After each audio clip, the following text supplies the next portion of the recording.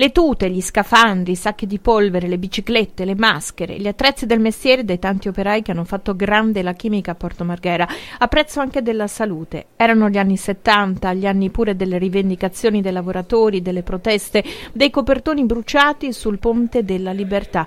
Azioni che hanno contribuito a tracciare un futuro verde di questo settore che a Porto Marghera ha vissuto una crisi lacerante, uno smantellamento progressivo in cui timidamente si è inserita un'inversione di tendenza.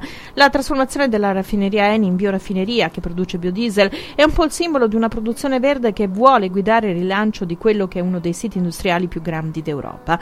Il futuro, anzi il presente di Porto Marghera è stato il tema di un incontro promosso al centro Antares del Polo Tecnologico Vega dal gruppo del Cane a 6 zampe. Imprese, sindacati a confronto a 100 anni dalla fondazione del petrolchimico. 90 anni di esperienza in un settore altamente tecnologico ha sviluppato generazioni di professionalità importantissime che non potevano andare perse, ma semplicemente si trattava di trovare un modo diverso di fare le stesse cose, continuare la vocazione di rifornire di prodotti energetici l'area di appartenenza facendo le cose in modo diverso. Non c'era più la necessità col calo dei consumi di mantenersi come raffineria tradizionale, ma si è pensato a una trasformazione guardando proprio al futuro, quindi sfruttando quelle che erano le capacità, le professionalità, le tecnologie, le competenze del passato per costruire un futuro completamente diverso. Ovvio che un'azienda grande come Eni ha potuto mettere in campo tutta la sua ricerca, la sua innovazione per sviluppare il progetto nuovo che ha portato alla produzione del biodiesel, che è quello che ormai da 3 anni facciamo a Marghera. Ma il concetto fondamentale è stato non tanto quello di innovare nella tecnologia individuando questo nuovo processo, quanto di avere l'intuizione di trasformare la raffineria tradizionale in qualcosa di nuovo, coniugando una sostenibilità ambientale, la produzione dei biocarburanti, con una sostenibilità sociale, non chiudere ma mantenere e salvaguardare l'occupazione e le competenze. Oggi se si fa chimica si deve fare su tutti gli aspetti: uno, essere sostenibili, e uno, essere competitivi, perché abbiamo tutti visto cosa è successo nell'industria chimica. Piano piano la chimica di base si è spostata, chiamiamola disintegrata, è una brutta parola, però integrazione nell'industria è fondamentale. Si è disintegrata per spostarsi a bocca di impianto dove ci sono materie prime, o in Medio Oriente e recentemente negli Stati Uniti, dove è estremamente vantaggioso fare questi prodotti. Allora, cosa dobbiamo fare noi in Europa? Trasformarci, specializzarci, come diceva il mio collega, cercare sempre di innovarci. Una società come la nostra, vi do un esempio, oggi ha il 40% dei propri prodotti che non c'erano 4 anni fa.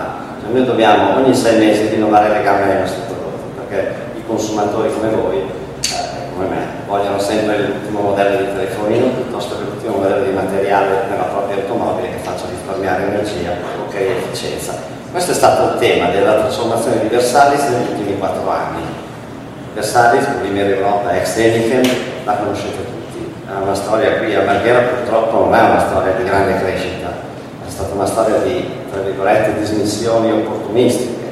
Cioè si è cercato sempre nel decennio precedente, dagli anni 90 e 2000, di dismettere tutto quello che poteva fare in un certo modo rigenerare della cassa, senza pensare a un discorso a lungo termine, quanto quella dismissione poteva creare disefficienza nel sistema.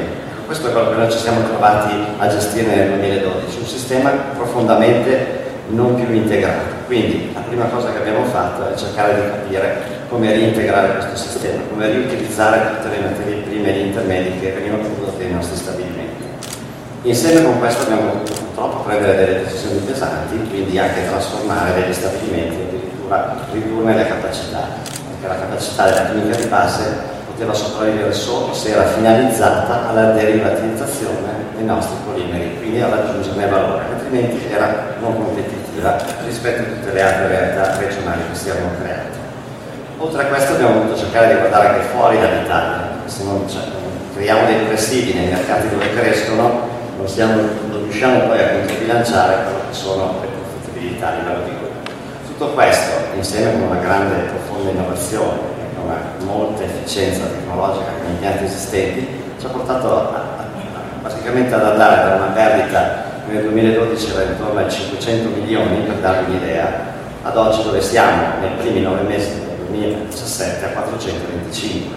Quindi è un salto enorme che è stato fatto, un percorso pesante, un percorso molto professionale da parte di tutto il gruppo e supportato naturalmente da forti investimenti dal vostro azionista principale, che poi questo percorso si è visto qui a Marghera soprattutto, dove abbiamo circa 400 persone come addetti diretti, oltre 200-300 in media di contrattisti, quindi, ma non solo, è il cuore del nostro sistema padano. Noi abbiamo qui un'integrazione con altri 3 stabilimenti importanti via pipeline, via mare o addirittura via fluviale, Mantova, Ravenna e Ferrara, dove prendiamo gli intermedi prodotti da Marghera e li derivatizziamo in prodotti più specialistici, quindi praticamente polimeri o gomme. Non si celebra il passato, ma ci si proietta in una nuova visione consapevole della produzione industriale che tenga conto dell'ambiente e della salute di chi lavora e vive vicino agli impianti. Il nostro mestiere è isolare la componente ambientale dal resto dei fattori di rischio, individuarne le cause e ovviamente sviluppare l'attività di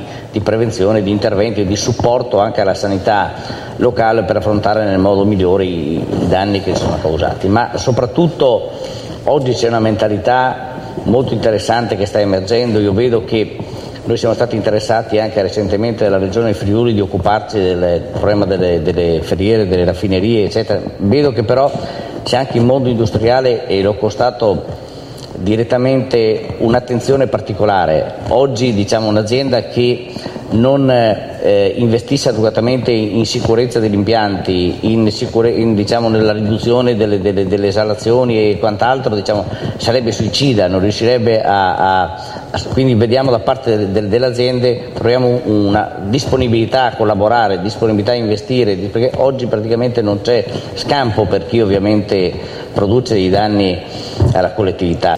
Io credo che il futuro di una grande area industriale sia già scritto nelle sue parole. Deve essere nelle dovute forme, nei dovuti modi, ancora una grande area industriale. È importante che questo sia.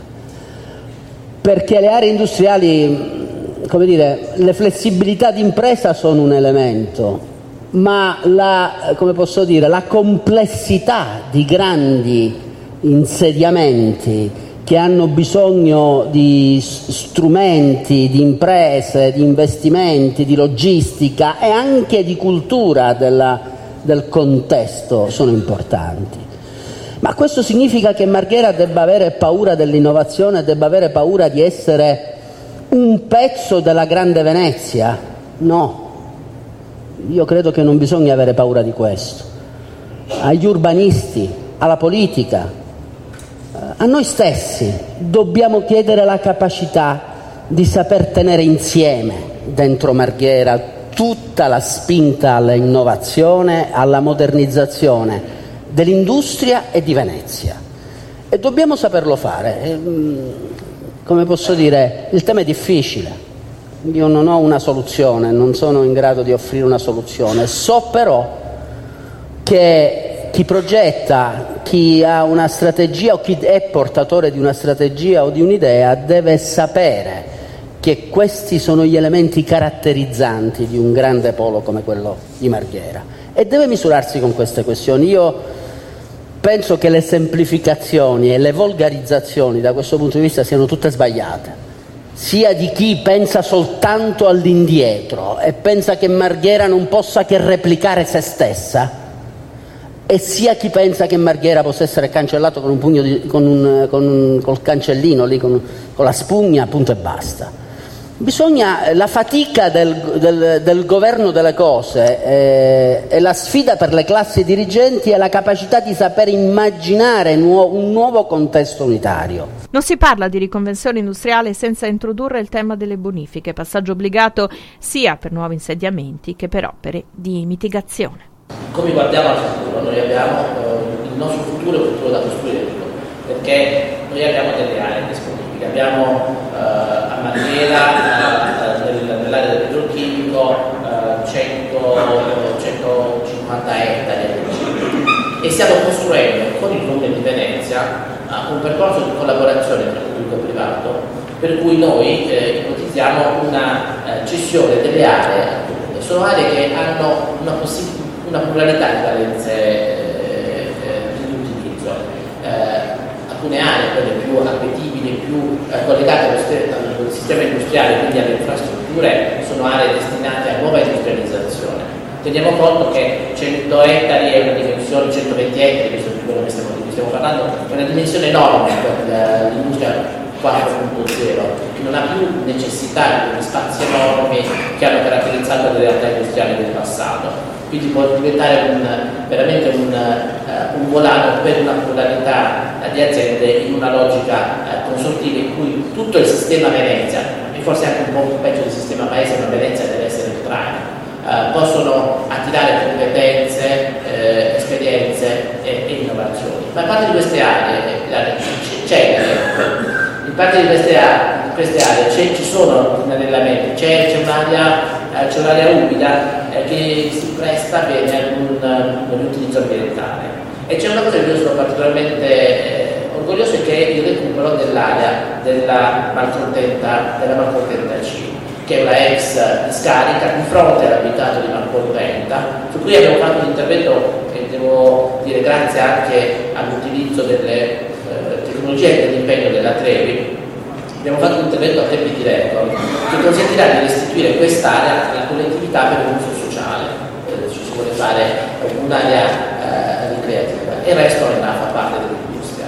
In tutto ciò alcune aree ce le teniamo noi come ENI, sono le aree che su cui gli interventi di bonifica consistono in una messa in sicurezza permanente, quindi sono aree in cui è difficile realizzare delle fondazioni per nuove attività industriali e su cui noi stiamo ragionando sull'ipotesi di creare un polmone di energia rinnovabile verde qui nell'area veneziana che possa servire per interessi di tipo pubblico, senza voler entrare nel dibattito di dove andranno le navi. Potrebbe per esempio essere una fonte di alimentazione verde per le grosse navi che siano alla fonte nell'area veneziana. Quindi io dico centenario in Venezia, buon compleanno, 100 di questi giorni, ma non in 100 secoli, in un periodo di tempo